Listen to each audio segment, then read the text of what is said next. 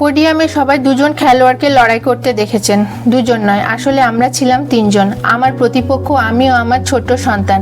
ইনস্টাগ্রামে নাদা হাফেজের এই আবেগঘন পোস্ট দেখে অনেকেই অবাক হয়েছিলেন। দুজনই তো লড়াই করছিলেন, তিনজন কোথায়? তিনজন তো লড়াই করার নিয়ম নেই। আসলে গল্পটা অন্য জায়গায়। মহিলাদের ফেন্সিংয়ে অলিম্পিকে যোগ্যতা অর্জন করেছিলেন মিশরের নাদা হাফেজ।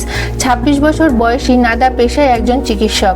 ৭ মাসের সন্তান গর্ভে নিয়েই তিনি প্যারিসে এসেছিলেন। প্রথম ম্যাচে মার্কিন যুক্তরাষ্ট্রে এলিজাবেথকে হারিয়ে প্রি কোয়ার্টার ফাইনালে উঠেছিলেন নাদা।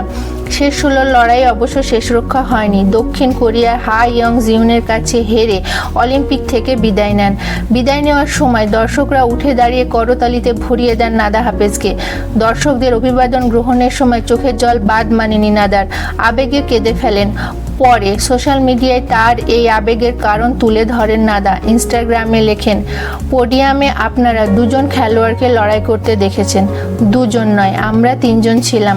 আমার প্রতিপক্ষ আমি ও আমার ছোট্ট সন্তান, যে এখনো পৃথিবীতে আসেনি, আমার গর্ভে রয়েছে। আমিও আমার সন্তান শারীরিক ও মানসিকভাবে প্রতিপক্ষকে দারুণ চ্যালেঞ্জ জানাতে পেরেছি। এটা আমার কাছে গর্বের।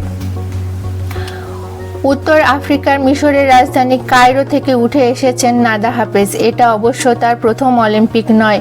২০১৬ রিও ও ২০২১ টোকিও অলিম্পিকেও প্রতিনিধিত্ব করেছিলেন, তবে দেশকে পদক এনে দিতে পারেননি।